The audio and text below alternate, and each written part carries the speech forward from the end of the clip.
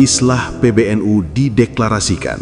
Namun ironinya, tidak ada kejelasan apakah pengurus PBNU versi Sultan masih bertahan ataukah sudah dibubarkan.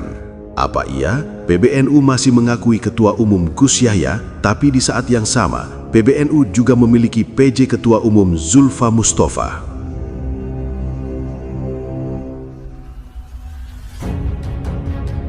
Pertemuan Lirboyo, Kamis 25 Desember 2025, sepertinya benar-benar menjadi momen paling indah yang hingga saat ini masih dirasakan secara sukacita oleh warga Nahdliyin seantero Nusantara, di mana di tengah suasana pesantren yang syarat akan nilai-nilai keislaman, Rais Am dan Ketua Umum PBNU, dua figur sentral dalam Jam'iyah Nahdlatul Ulama, akhirnya islah setelah sebelumnya terlibat konflik hebat di antara keduanya.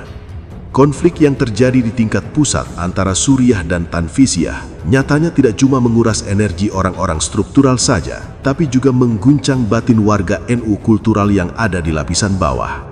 Ada semacam kegelisahan yang nyata dan ada ketakutan yang secara diam-diam dipendam oleh mereka. Jikalau pertarungan di pucuk pimpinan akan berujung pada runtuhnya marwah Nahdlatul Ulama, rumah besar yang selama ini dijaga dengan doa, dirawat dengan khidmah dan pengorbanan dari masa ke masa.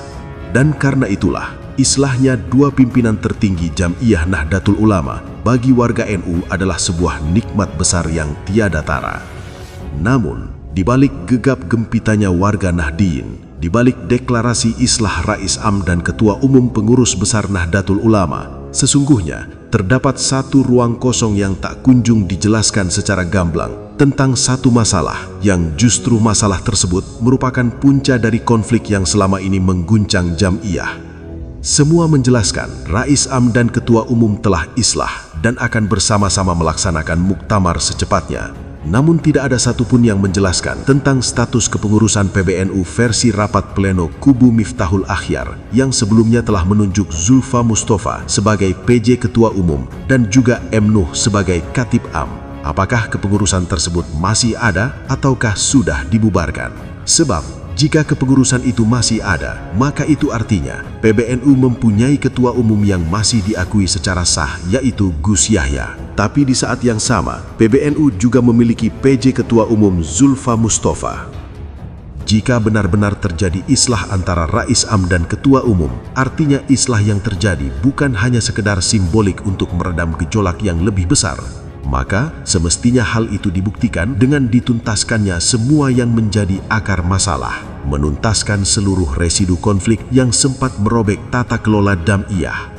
Dalam konteks ini, semua keputusan rapat yang lahir di tengah konflik seharusnya dinyatakan batal semua, termasuk pengangkatan PJ Ketua Umum Zulfa Mustafa menggantikan Gus Yahya. Sebab, keputusan yang lahir dari situasi penuh ketegangan dan minim legitimasi struktural akan berpotensi besar menjadi sumber masalah baru di masa depan.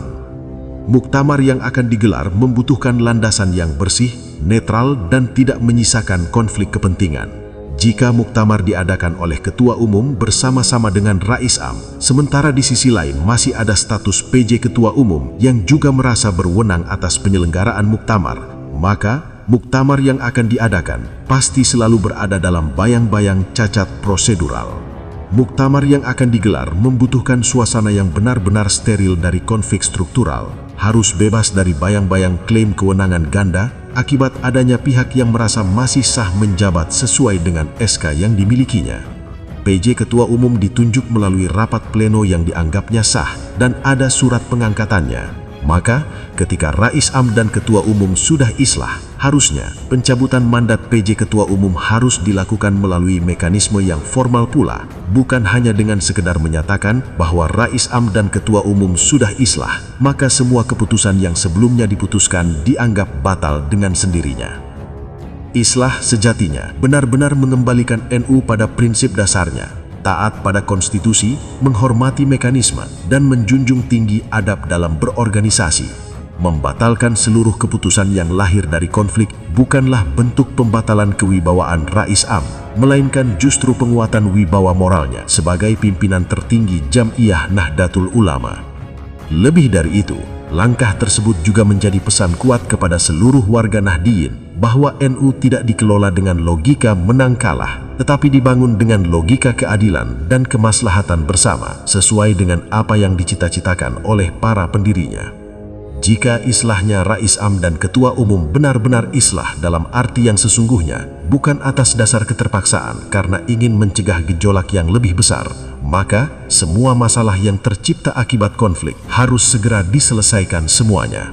Namun jika islah hanya dimaknai sebatas berhentinya satu pertikaian, hanya dimaknai sebatas cium tangan dan saling berangkulan, sementara keputusan bermasalah ketika konflik tetap dibiarkan, maka yang terjadi sesungguhnya bukan islah. Itu adalah bentuk penundaan konflik yang sewaktu-waktu bisa meledak kembali jika ada pemicunya. Api mungkin tidak terlihat, tetapi baranya tetap menyala. Bara yang siap membakar muktamar kapan saja, jika ia tidak dipadamkan saat ini juga.